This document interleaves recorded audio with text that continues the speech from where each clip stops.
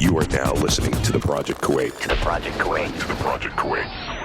Where we stop at nothing to bring you the right facts on health, fitness, and psychology. Featuring some of the world's most experienced professionals. So you can learn, live, and live. With your hosts, Meg, Dr. D, and Mahdi. A lot of the moms are like, oh, we don't need food. Just look after my baby. Can you just give us milk? So it's really sad. And we're like, no, here's the food. Here's the milk.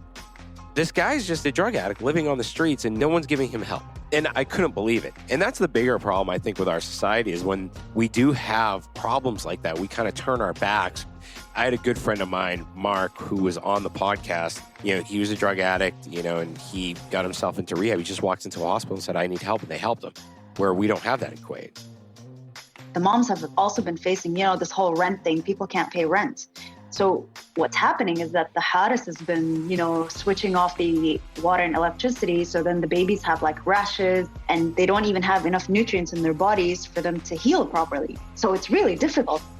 First impressions of the gym, we've had like some amazing feedback on that. Services, you can spend all day there. All day. There's a salon, there's a spa, there's health house, there's first floor full of machines, squash court, there's yoga studios at the pool, sauna, ice bath. There's everything. You can spend all day there. All this and more in today's episode. Hey, everybody. Welcome to this episode of The Project. And today I'm joined by Sherin Sprinkles is her name on Instagram, and it's Sherin Al-Bloushi. She does a lot of Sherin Al-Bloushi, right? Yeah. All right, like John Belushi? Sometimes. I had to throw that horrible joke in there. You do a lot of work for community service in that respect. You're also a badass with the weights, which is pretty cool to see too. And you are the marketing manager of Miss Platinum Gym, correct? Marketing executive Yeah. At Miss Platinum Gym, which is one of the biggest female gyms here in Kuwait.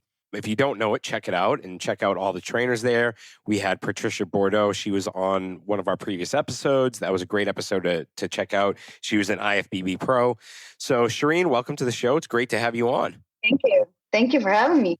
And when I first reached out to you, at first it was going to be all about gym business and stuff like that. And I got a little confused with who you were because my wife was like, oh, Sherin does all this stuff in the community. You got to have her on. Plus, you're with NMP. We train, our coach is the same coach, which is pretty cool. Exactly, yeah. Small world, right? Yeah, exactly. So close, but so far. I know, right? Now, you do a lot of organizational stuff. What organization do you work with right now? Several, actually. So a lot of people have been coming together for what's been going on. And right now I'm an organization called Reach Out. It's not licensed. It's just something that we called ourselves. It's a group of 4 of us. And then, of course, we have our awesome team of volunteers. So we're Reach Out. And we've been working with other organizations like CAN, Trash Tags, and a lot of other individuals as well. So there's a lot of people, it's like a one-man show for them, which is really cool. And they have, their little circle of friends that have been volunteering for them and with them. So yeah, everybody's coming together for this. We're all doing this for one purpose in our own different ways. And it's amazing to see how much has been achieved so far, but there's still so much more to be done. So much. No, that's true. And how has it been with lockdown? And what about the lockdown areas? I mean, that looked like it must have been a nightmare for a lot of people. I personally know some guys that were really struggling in the lockdown area. Of course, they're expats. Yeah. They're non-Kuwaitis and, they were, stuck in Mahboula. And one of these guys, I mean, I felt bad for him. He literally pretty much didn't have food to eat, and it was seeing people like you, handing out food and, getting things together for that. How hard was it? Like, how hard is it emotionally for yourself, seeing that, being in that situation? And you're a mother also. So. No, I'm not. I saw a little baby. That's my nephew. Oh, that's my nephew. Okay. Right. Yeah, no, you're not the only one that thinks that. You're not the only one that thinks that. So yeah, don't worry about it. But yeah, that's my nephew. My sister's going to kill you for saying that, but it's okay. well, tell your sister he's a beautiful little boy. She'll forgive you then. All right. I'm so sorry about that. How is it emotionally going to these areas as being yourself? And how is it seeing these people and what have their emotions been like also? It's really shocking and devastating, to be honest, especially for a place like Kuwait. I'm not going to get too much into the whole place like Kuwait because I won't stop. But there are a lot of families and individuals that are really struggling financially. and even worse mentally and emotionally. So, going there, you underestimate the situation. You're like, okay, people need food. But then when you see the queues, like they've been standing there all day in the heat just for a bag of rice or a gas canister or whatever it could be, something we see as super small, but for them is like huge. It'll last them like a good few weeks, even if it's just like a sack of rice.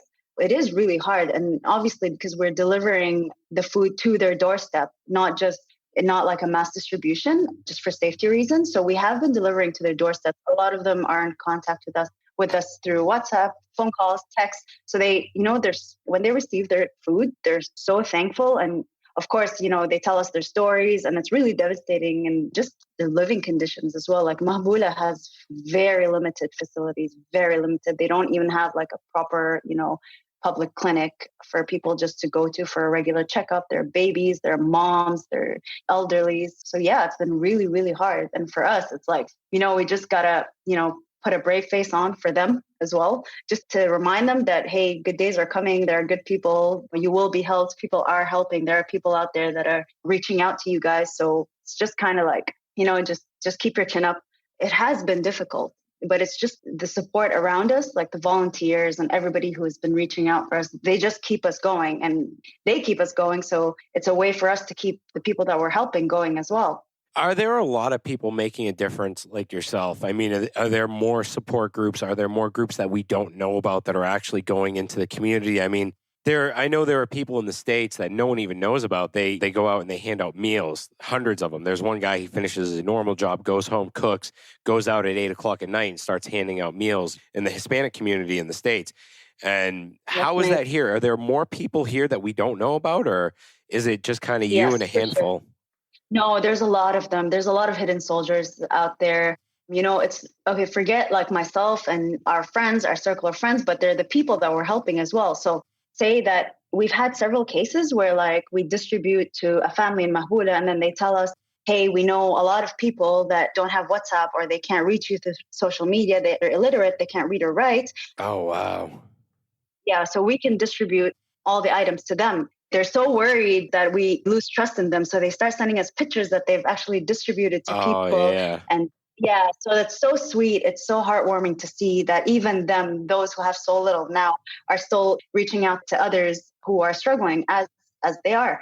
So we've had a lot of people that have helped us in that way. And for us, that made a huge difference, because we ourselves unable to reach those people that don't know how to read or write, or, just give us a call even. So yeah, there are a lot of people who are helping out that I don't even know about, you don't even know about. So yes, that's really beautiful to see. A lot of people think it's really difficult or it would cost a lot of money to kind of sponsor somebody or even donate. How much would it really cost someone to contribute in order to feed a family, during the pandemic or just during regular times? For a few weeks, we've done a lot of research for this customized box. We're working with Foodbox, who have been awesome. We've been giving them a headache of like, hey, customize this box for us. Hey, cut the price down. Hey, this. So they've been working with us to just like, because obviously we're working based on the funding that we have, donations. Yeah. So we have to really watch how we're spending that money. And even if it means ordering smaller quantities, but to feed larger amounts of people, then we do that. So with Foodbox, we've been customizing the grocery boxes, and we found the cheapest box to feed a family for, let's say, 3 weeks would cost about 8 KD. No 8 way. KD 500. No way. Yeah. So that you're talking like rice, 5 kilos of rice. You get the beans, the canned food, the tuna, the noodles, sugar, salt, tea. It is only that little to feed them. And we've had also people that, if they don't want to sponsor a box, they donate the food items themselves. So we've got like massive donations of like rice sacks and oil and canned goods. So that really helps. Then we pack the grocery bag ourselves, and then we distribute it that way. So we try to make the most out of everything we have. Like every little thing counts. Yeah, that's absolutely amazing that you guys can do that, and for so little money too. Now, how can someone, if they wanted to contact you guys and they wanted to donate to your cause, how could they get in touch with you? Just on Instagram, or what's the... Yeah, literally Instagram. Just send me a message. I'm really good with like answering my DMs and stuff. And especially with this, because I know a lot of people want to volunteer, and I really want to give them that experience as well, because it is a huge deal. When you're the reason somebody smiles today, it is a huge deal. So I really want as you know, a lot of people have been wanting to volunteer, so they contact me through Instagram or donations as well through Instagram, and I just guide them on how they can move forward with it. And volunteers, sometimes we don't have, like, it's a quiet week, but we always give people things to do, and they're amazing. They will literally do anything. We've had volunteers that, you know, we send them to like Doha for one delivery, and then they go somewhere like completely opposite, and they're totally okay with that. So the spirits have been amazing. They see it as an adventure every time we have delivery days. So it's really uplifting, and it's awesome to see. That's amazing. How does someone volunteer? They just contact you also? And what are the mechanisms of being a volunteer? Like, what would that include? Like, what would I be doing if I volunteered? Would I be preparing boxes, deliveries? Yeah, so we have a lot of things. So sometimes we have volunteers that don't drive. So we give them options. So we have a database where we list all the cases, and we need to contact them to get their locations and tell them, hey, we're coming tomorrow, so expect the delivery. So we do have the kind of like behind the scenes, and then we have the direct aid, which are the people on ground. So the deliveries, so they actually go out and deliver to the families. And then we have the packing group, and the shopping group too. So people shop and then people pack. So yeah, and then we have people that literally just come to help load the cars of the volunteers that are doing deliveries. They just literally stop by for that 30 minutes or an hour just to help us load, because the boxes are quite heavy, and that's it. So there is always something for somebody to do. That's absolutely amazing. I mean, doing stuff like that is great, and it's great what you do. Now, here's a question that I have, and this is an issue that I've had with our community for a while. Do the big organizations donate? Do the big wigs donate on a smaller scale also? Or is it just mainly for show, so to speak? Yeah, I mean, you and I are on the same page with that. I've had that issue as well. Like we see these big organizations, you know, donating or whatever. They have this awesome video that they post, and then poof, gone. With us, thankfully, we've had some really generous donations from the food and beverage sector, especially. We've had influencers that have been super generous, and That's even amazing. even a university reached out to us. They've raised the funds, and they want to sponsor food boxes, and they need us to do the deliveries. It's amazing. Yeah, it's amazing. It's really, really, really nice to see that they are coming together, and they're reaching not just to us, they're also reaching out to the other organizations, which is good. I mean, at one point, we're all working together somehow. If one of the other organizations needed supplies that we have and that they've run out, we share. Oh, that's amazing. That's pretty cool, because usually here there's a lot of, I mean, I know with podcasts that, you know, there's a lot of like thick-headedness and like, I want to be better than you, and you know, more of like, and I've done more than you, and all that stuff. It's so deep-rooted here, even in CrossFit. Like, I see it a lot. Oh my God, yes. I grew up in baseball, and, you know, we used to sit on the bench, like all of us players next to each other, learning from each other. Hell, after games against our opponents, I'd go up to someone and say, hey, how'd you throw this? Or how did you do that? What have you been doing? And it's always been like open lines of communication. But here, it's just like, it's devil eyes right away, you know? And yeah, I agree. And with this, I think especially what we're doing, you just have to leave your ego at the door. 100%, this is not about you. It's 100%. Not about me. It's not about us. It's about them right now. So it all depends on your personality. Are you willing to just like forget yourself for a minute and just think about the people? That means, you know, it is a lot of pressure. I've had days where I'm just like, oh, I can't look at my phone. I can't look at my laptop. I just need to shut off. But we need that. I mean, you're listening to a lot of problems. You're talking to a lot of people that are struggling. You're there with them. That's a lot of pressure. So you do need your time off. So yeah, especially with this, it's really sensitive. So thankfully, we haven't had any of that. A lot of the organizations and the individuals that we've been working with know what the bigger picture is, thankfully. That's great. That's actually good to hear. I mean, because I've seen a lot of the big 8 in Kuwait, as I call them, or the big 10. They don't do nothing for the community. Whereas McDonald's in the States, they're donating playgrounds, they're creating neighborhood things. And a lot of big companies in America actually put donations because, you know, they get tax breaks, but at the same time, they're doing something for the community. Whereas here, I haven't seen any of them. I haven't seen any of them create a playground. I haven't seen any of them create a park for people to walk around in, do anything for free. And even with, I've seen I think it was MBK does the Ramadan thing every year where they do the meals during Ramadan, but that's pretty much all I've ever seen, in terms of giving to the needy or giving back to the community. I think in general in Kuwait, we have a problem with not giving back to the community and not doing things for free, so to speak. I was a baseball coach for 16 years. I never took a dime. They paid my expenses if we went on a trip somewhere or whatever. But in general, I never got paid to be a coach.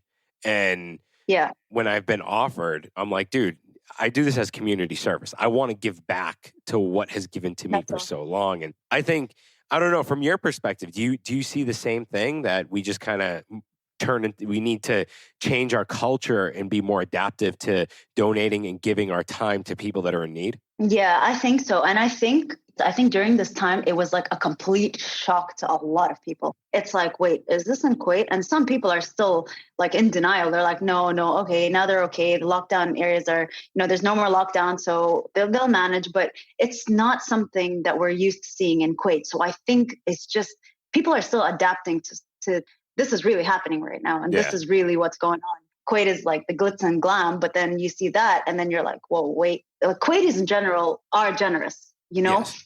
I've lived abroad. I've lived in the UK and East Asia, and Kuwaitis are generous, Arabs in general. So I think as part of our culture and doing donations, community service long-term is the issue, the long-term bit of it. They'll do it for a while, but then they'll get distracted or something else is, or they just lose interest. I think it's the amount of time and maybe the responsibility that they can't handle. But I think the things that we've been seeing now, it's still a shock to a lot of people. I mean, it was a shock to me. It took me a while to wrap my head around what's actually going on. It took me, I had to see a lot of videos. I had to talk to people who have been doing it before me to really know what's going on. But yeah, this is the sad reality of the situation right now. But yeah, I really hope that people would, still continue to, it doesn't mean that people are okay now just because the lockdowns are lifted. I just hope people continue to reach out, those who have, thank you. And those who want to but don't know how, there's a lot of people that they can contact and they'll give them the guidance on how to go about. Just out of curiosity, and you don't have to answer this question at all if you don't want to. What's the worst case that you remember seeing and just that really kind of sticks with you every day? Yeah, no. I'm just trying to paint a picture for people, for our listeners, so that they know the dire need that some people are in, especially during this time. Yeah, no, I think it's really important to spread the awareness. So, of course, I absolutely have no problem talking about it.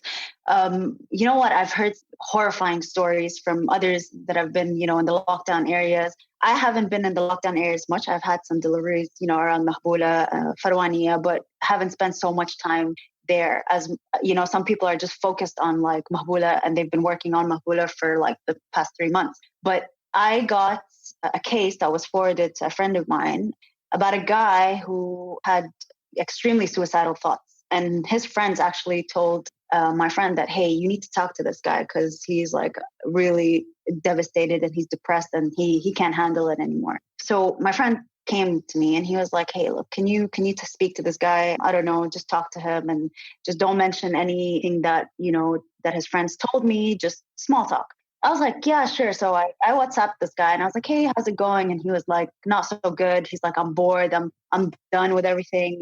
And my roommates all have their jobs, so they have permits to leave Mahboula and I'm stuck here and I have nothing. I just got a food pack, but it's not what I need right now.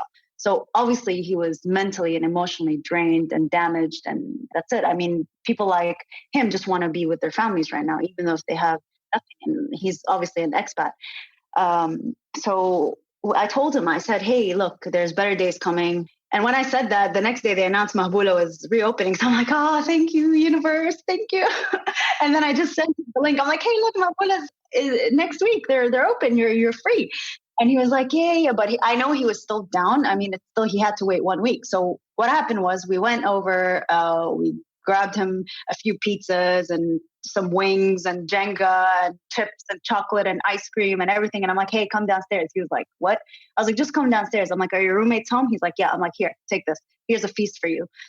So little things like that. It's just good for your soul, I mean, how many times did you just need a cold drink to bring you back to life? 100%, yeah. That kind of. Yeah. So we gave him the feast and everything. And then he texted me that night and the day after, and he was like, thank you so much. He's like, we're really happy. So it's just little things like that can change someone's mental, just the way they've been thinking and just just to give them a better perspective that, hey, good days are coming. There are people that are thinking about you. He's probably feeling so alone. I mean, he can't go home to his family.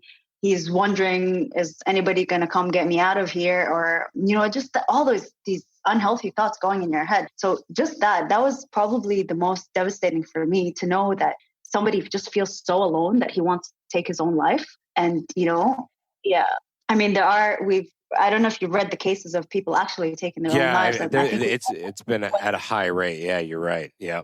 Yeah, it's been like over the past month, it's like 20 suicides. That's crazy. For us, yeah, that's insane. I mean, for us, that's insane. Yeah. So yeah, but the update on the guy, I actually spoke to him yesterday, and he said he got his job back. So he's really happy, and he's like, I get to leave Mahboula. I'm like, hey, congrats. So it's really happy. Awesome. You become part of their story, and that's really nice. You share something with somebody, that means so much to them. So yeah, it's really self-rewarding in the whole process of it all. That's absolutely amazing. To everyone out there, I mean, you're right. A little thing may make a huge difference. And when I was younger, I think McDonald's was having a deal, and me and my wife, it was when we first got married, we were like, all right, let's buy a bunch of cheeseburgers and just go give them to the workers in Mahboula. And, it's just little things like that make a huge difference for them, and just them knowing someone cares.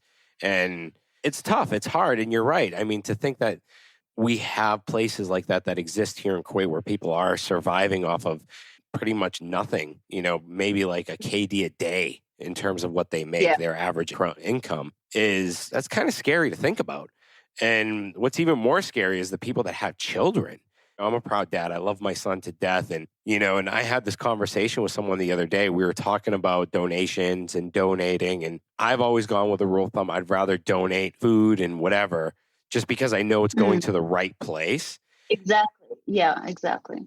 Because you can donate money and not everyone is honest about it. Let's be realistic. So, of course. So donating food to me was always like the go-to. And it was just like, that's something like, it's something that helps everybody in need. And it's just, what you guys are doing is absolutely amazing. And what can people do to help? If you need more helping hands, what can our listeners do to help you guys out a little bit more and raise awareness in something like this? Well, definitely spreading the word. I mean, a lot of people haven't donated, financially, or even have given us, food items, but it's okay. Spreading the word is more than enough for us as well.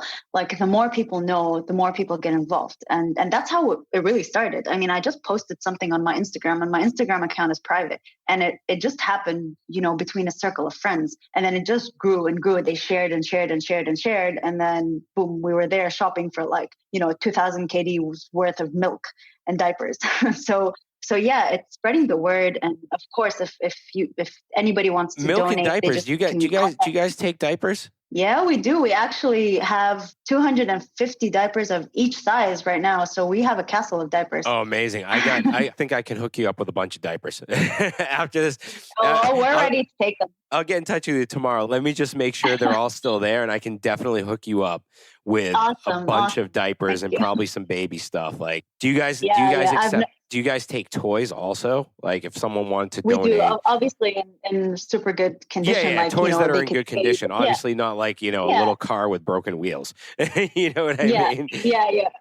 So, you'd be surprised. We've had unusable things. So, but yeah, definitely because we've been focusing a lot on the mommy and baby cases, because a lot of the moms are really stressed out that they can't breastfeed. So they need formula, and they can't afford formula. That's absolutely heartbreaking. It is. Yeah. So we've been providing them with milk and diapers, and they're so thankful for it. I mean, I'm not a mom, but I can imagine how stressful it is that you can't even, look after your. A lot of the moms are like, oh, we don't need food. Just look after my baby. Can you just give us milk? So it's really sad. And we're like, no, here's the food. Here's the milk. So yeah, a lot of them are newborns as well. And they're tiny, tiny, tiny, tiny. And the moms have also been facing, this whole rent thing. People can't pay rent. So what's happening is that the Haris has been, switching off the water and electricity. So then the babies have rashes, and they don't even have enough nutrients in their bodies for them to heal properly. So it's really difficult. Yeah, it's been really difficult. So these people are really shutting off electricity Yes. and water, when Yes. they know people don't have a means to an end, that they're just out of work. The whole country's out of work, especially, I mean, that population, especially. I mean, that's kind of, even in the States, they're not doing that right now. You know, that's kind of just. That's illegal. That's illegal even in Kuwait. I mean, it is illegal. But then, you know, when they're given a contact to call and that contact doesn't answer, what are they to do? They can't do anything.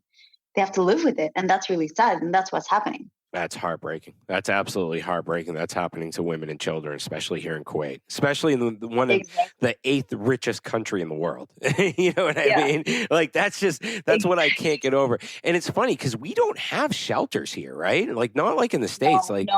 We have no shelters. The embassies do, but they're really small, really small. Yeah, but like you can barely fit like 50 people in there, and the embassies don't even have the funding. Not really. Oh my God, I can't believe that, because it is Kuwait, that we don't have a shelter. Like, when I go to Boston every year, I see the shelters for people that are in need, you know, homeless people and stuff. And they just have these huge facilities. They have meal programs. They have a lot of things. And you would think over here we would have something like that. I mean, one of the big telecom companies, you would think with all the money they make every month, you know, they could donate a small portion of that to open up a shelter that probably wouldn't cost them much in an old and abandoned building. And, you know, just give those who don't have a place to live. I was shocked with the lockdowns and everything when I found out there were actually people in Kuwait that didn't have a roof over their head. Yeah. I didn't know that. I honestly didn't know it. Called me naive, gullible, whatever. I was shocked. I had no clue. Yeah, I mean, I didn't have any clue. I didn't think that was even a lot. I mean, it is not allowed to happen, but it is happening. And, you know, I had to see it to believe it. And I was like, what is going on right now? There's like 50 people living on a roof in 50 degrees or whatever it is, 40 degrees heat. Wow. How? They're sleeping out there. They barely have any food and water. How? Oh, wow. I've seen all these, you know, news reports, people interviewing them, and that's good. It's spreading awareness and bringing attention to the situation. But how much can people help? This is like when you're talking rent, you're talking a lot of legal procedures as well. There's a lot of paperwork. There's a lot of, you know, the building owners, the hadas, the whatever, whoever's living there, the employees, the kafil. It's a lot of things. Yeah. It's tough. And what I just figured out is because I'm building a house out in Wafra. So I know that there's, you know, the houses and the workers that live down there. And, you know, they were telling me, the workers were saying, you know, there are people down here that don't have a house. I'm like, what do you mean? They're like, they just sleep outside. And I'm like, really? Like, I was like, what? Really? I was like, that exists here? And they're like, yeah. I was like, well, you know, what about their iqamas? What about this? They're like, no, they don't have iqamas. They don't have this. I'm like, are you kidding me? I had no clue any of this existed in our society. What really got me during the lockdowns and the COVID and, you know, when we had the full quarantine and everything, or the full curfew, was there was a video circulating on TikTok of this poor, probably guy in his mid-40s who was a drug addict, clearly, and he even stated that in the video. He was like, I have nowhere to go. I have nowhere to live. They kicked me out of the mosque. The police tell me to go. I say, look, just take me to a rehab. They say no. And this guy's he's a drug addict living on the streets, and no one's giving him help. Like, no, and I couldn't believe it. I could not believe. And that's the bigger problem, I think, with our society, is when we do have problems like that, we kind of turn our backs or say they're going to, you know, throw them in jail because that's the easiest solution, rather than helping people that are in that state. That's something that's always bothered me. And I had a good friend of mine, Mark, who was on the podcast. It was a Cinderella Man story. And, you know, he was a drug addict, you know, and he got himself into rehab. He just walked into a hospital and said, I need help. And they helped him, where we don't have that. Wow. And it's sadly. Yeah. I mean, when people cry for help, as you said, we turn our backs on them, but why? Why, when we can help them? I think it's one of those things when you just ignore it, you think it'll disappear. But here it's like, I mean, there's been very little light shed on this, you know, that people are starving and people are being kicked out of their places. And it's individuals like myself and others and organizations that have people that have come together to create an organization on the spot just for this, during this time, that have been spreading the word and spreading awareness. Some news reports on Instagram, but like, how many newspapers have published this? You know, how many, let's say, the people in power have spoken about this? 100%. You're right. You're 100% right. I mean, none of them have. Yeah. Yeah, so like a lot of these people, they're depending on us, but like we have, sooner or later we're going to go back to our jobs 100%. How much time can we dedicate to this? I'd love to dedicate my whole time to this, but I can't. I mean, I've still been working. I'm off for the week now, but I've still been working 9 to 3 plus doing this on the side as well. But it's a responsibility right now. I can't just be like, all right, bye, I'm back to work. No, if I can't do it, we have a team of people that can still do it. So it will, betting that this is going to go on for like at least another year and a half. Yeah, I agree with you. I don't see it going on for a year and a half. I think people are going to struggle. I think we're going to be hit harder economically, especially in the private sector. Yeah. I truly believe that something's going to come out after the U.S. elections. I think there's going to be a vaccine miraculously appearing, or something happening after the elections, or it just disappearing.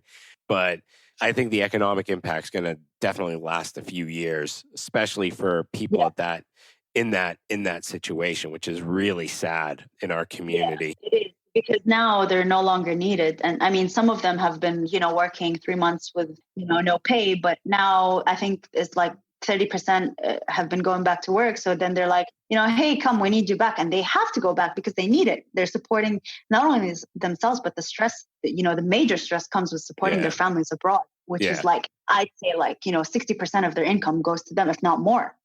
Yeah, no, that's true. I actually heard a story of someone that got asked to come back to his company, and they're like, all right, we're only going to give you 75% of what you were making. And he was like, really? Like they were cutting salaries. And it's like, really? You're going to cut? The thing that irks me the most is they'll cut the bottom level employees, but the guys at the top won't cut their salaries, And yeah, exactly. And the people at the bottom need it more. I mean, the families abroad, supporting themselves, and they're like, how much are they spending per month, really? When they're okay with having canned food and all that. So it is sad. It's really sad. And some of them are, I've been speaking to some of the people who have been struggling, and they text me out of the blue saying, hi, we're back to work and just wanted to say thank you for the food that you gave us last month and all that. It's really nice to see that.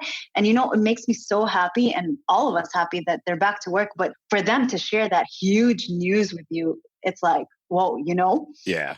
So it is nice to see some people are going back to work, but there are others that are no longer needed. And what do they do then? 100%. And the funny thing is, I talked to someone in an organization here, and he told me that they did salary cuts. Mm-hmm. What they did is they cut by percentage, and the people making the most got the biggest percentage cut from their salaries.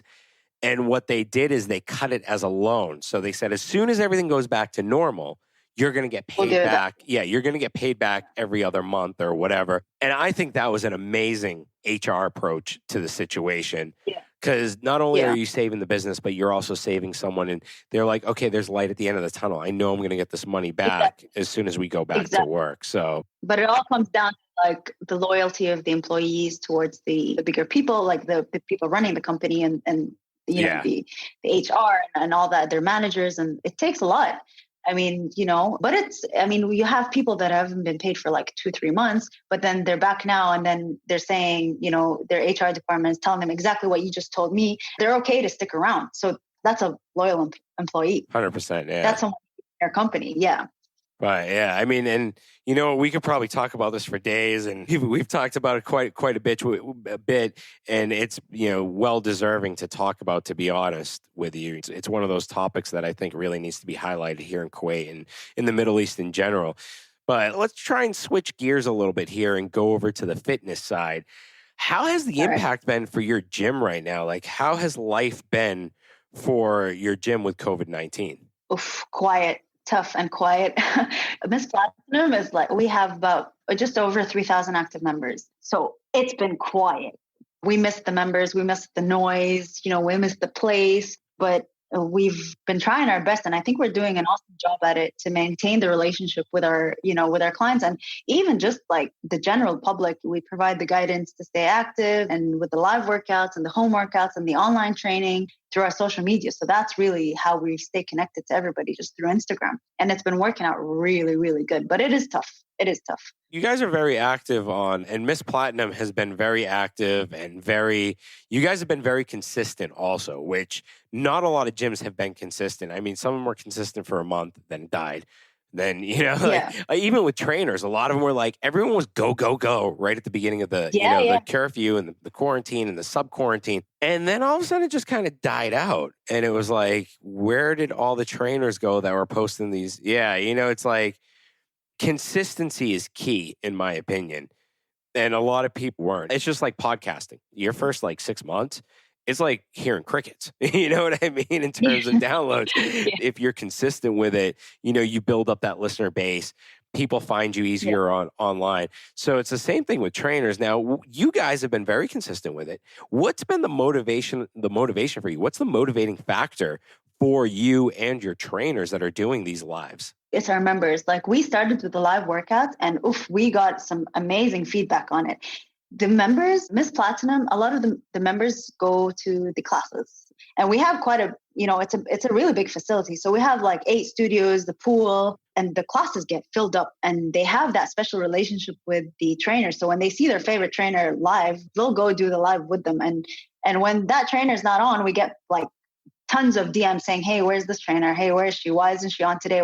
So people have been following. And that's a motivation for us, that members have been following. Members have been asking. Members want the live videos. They want some, even in the weekends, we've been not live videos, but we've been posting like, we create, a video, we compile them and then post, hey, here's your weekend workout.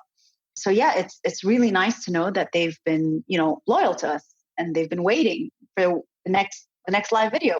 That's pretty cool. Now, here's the golden nugget question that I've been asking everyone that owns a gym or in gym management or anything. What are you expecting after the lockdowns, after phase 5, when gyms can reopen? Do you expect to see a decline in gym memberships due to the amount of home gyms people have? I'll be quite honest and frank with you. For me personally, I'm going to wait until this is completely gone or almost completely gone to go back to the gym. I don't feel comfortable, especially in Kuwait, going to a gym at this time, unless I were to go at like 5 a.m. when there's no one there and I can control the space that I'm in. So what are you guys expecting? I think there might be a decline, but I think it's due to the pandemic. So we're unsure how soon people are willing to come back to the gym. But we have had so many questions on when are we opening? And we've had many questions on, hey, can we, pay for our memberships now? Just reserve our spots before you guys open, because they have this idea that people are going to flood the gym, because they can't wait to be back. But I think it's just a matter of, safety, precaution, and, we have been brainstorming. We decided on what we're going to do and how we have to close off some areas. We have to tape off, have to mark the ground, the floors, the studios. We have to close off some studios. The pool is going to be closed off. So we actually released a video just to show members that, hey, this is how it's going to be. And they've been happy with it. But yes, I do think there's going to be a decline for the first couple of months. But I don't think I think demographics of Miss Platinum members, not many of them, I would say, I think it's a minority that have home gyms because they've been so active with us via Instagram. And also it's more of like, a lot of people use the gym floor. So it's all the equipment. So they do need the equipment. Yeah. And it's like the machines. Yeah. So it's like the machines and the classes. They're so dependent on the classes. I think for the first few months, they're just going to be a little bit cautious. So we expect to have a quiet comeback to the gym for at least the first 2 months. Now, I'm totally sidetracking here. Do you do CrossFit or just Olympic lifting?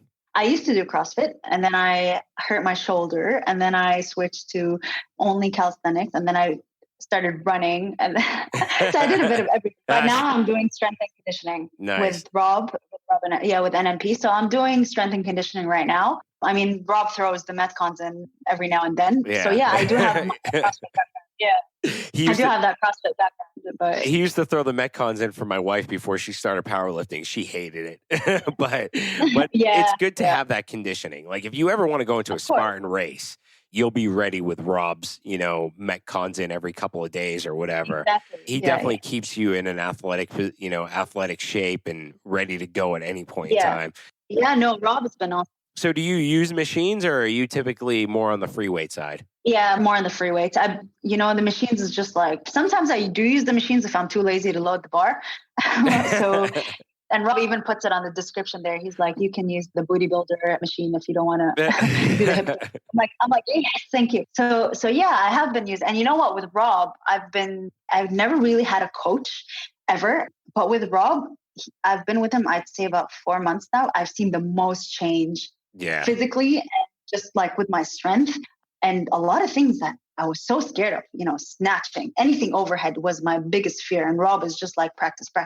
And now I'm like super comfortable. I saw you snatching the other day, right? Were you, or was that, that was you on Instagram. You were snatching and you got some decent weight on there. Yeah, Rob. Thank you, Rob. We can't. Hold on. NMP is not sponsoring this, by the way. Just so everybody. We just love NMP. I know, right? I know. He got me, a 37-year-old man, to do like ring muscle ups and shit. So. Oh wow. Yeah.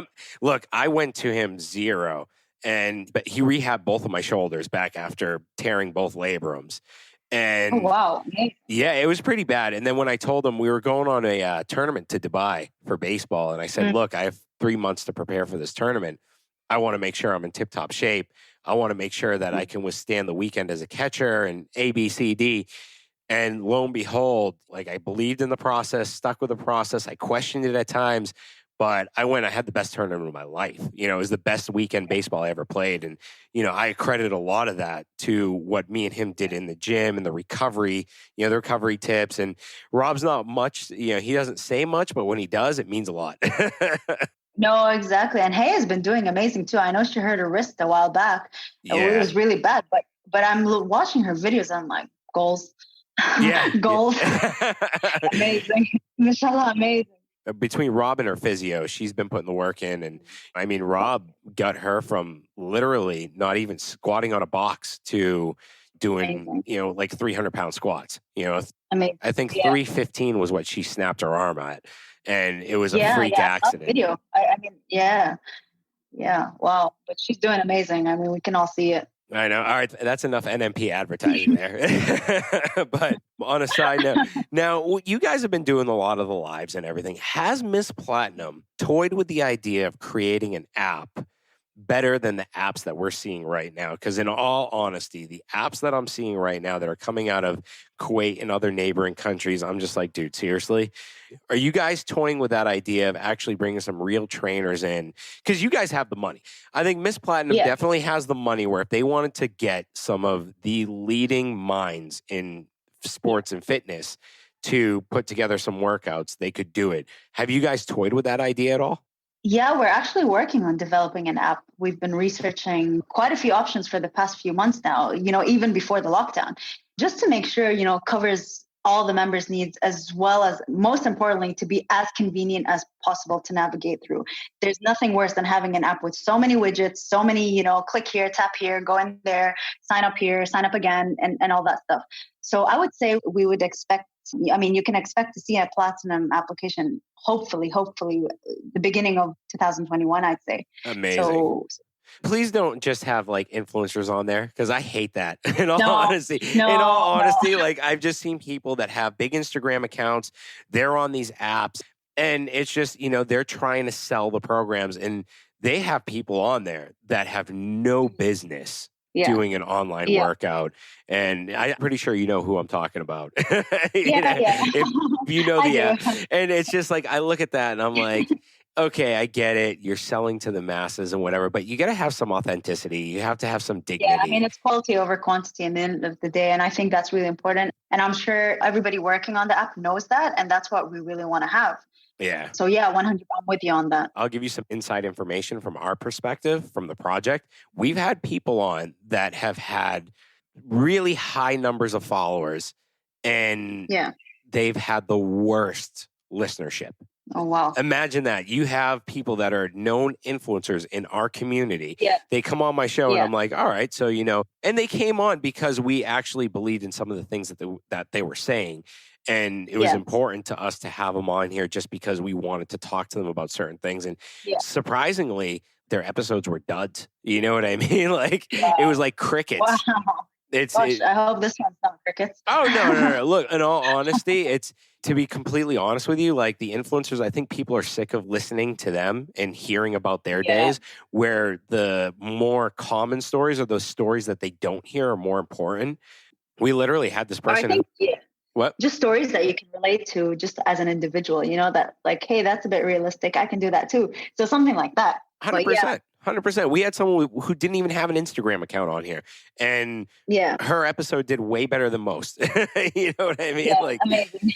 But I'm sorry, I'm digressing. So it'd be really cool if you guys did have an app. I think you guys definitely have the big money to do it. You are one of the biggest gyms. Now, will we see the Miss Platinum going throughout the GCC? Do you guys have any other branches in the GCC, or is it just in Kuwait right now? Yeah, currently we don't. Like, Miss Platinum is the first female facility of the Platinum gyms right now. We have another one building currently in construction in Hassan Barak. So hopefully, it's been delayed obviously with everything that's been going on, but we're hoping to get that up and running, inshallah, by the beginning of next year, sometime, the first few months of next year, hopefully. So we do have the second branch coming up. There are plans to expand into the GCC. Nothing's been confirmed and set yet, but it's definitely on the books. So yeah, I'm excited for that. Now, there's always been an unspeakable war that's been going on between two gyms, you guys being one of them. And I'm pretty sure you know who the other one is. Yes, I do. They don't have a female gym. And you guys have captured the market in terms of a female gym. What strategy was behind that? I'd love to hear a little bit about that strategy of what was behind, like, okay, let's go into the female gym. Let's go in with the bang, because you guys have a beautiful facility. Yeah, we do. It is beautiful. It's the services we offer. The people, when you walk in, the front desk, how do they greet you? How do they talk to you? The services, like, we offer tours, free tours. Like, if you want to come see the gym, and it's huge, and we want everybody to come and see the gym. So we have the sales department, the sales girls that go and take them all around the gym, description. You can go into the studio, the classes in action, and just have a look at what they're doing. They literally show you every single corner of the gym. And that's really important. So first impressions of the gym, we've had like some amazing feedback on that. Services, you can spend all day there, all day. There's a salon, there's a spa, there's health house, there's first floor full of machines, squash court, there's yoga studios, there's the pool, sauna, ice bath. There's everything. You can spend all day there. My key question, do you guys have a daycare center? Yes, we do. Really? You guys actually have daycare? No way. Seriously, that's amazing. Yeah, we do have a kids club. So a lot of mommies actually, go up, train for a couple of hours, and their kids and it's not just a daycare center. We do have activities, and we've actually just repolished our kids club. So we have new activities. Inshallah, hopefully we'll have the homework help. So, if moms want to come and train, but the kids have schoolwork, we have teachers that will help them. We have baby care. So as early as 2 months old, they can come in with their nannies. So yeah, we do have, and the kids' facility is really cute as well. We have classes for them, yoga, dance. So yeah. Oh, that's really cool. That's really cool. Wait, here's the most important question before I try and sell this to my wife. Do you guys have powerlifting stuff? Do you have a Leica plates? I doubt it. But we do. That's my corner. No way. You guys. Yes, we do. Oh, that is amazing. That is amazing. Oh, I got to tell Haya then. I definitely got to tell Haya. Because yeah, get her in touch with me. I'll take her for a tour, and I'll show her that corner specifically. That's awesome. All right, one more question before I let you go, and this is related to post-COVID again. What measures have you guys discussed taking place in terms of, besides the marking the floors and separating the machines and the social, what other measures have you guys toyed with to make sure members actually follow the rules? Because I think we can all put the most rules we want, but here in our society, it's very tough to get people, especially that go to the gyms, to clean up after themselves and to actually take notice to what they're doing and what they're putting on the ground. So what other measures can you guys take? Okay, so a lot of these rules are coming from the Ministry of Health, guidelines and rules and regulations. So we need to remind members that, hey, the gym can put their own rules, but this is coming from the country, so you have to follow them. And I think it's really important.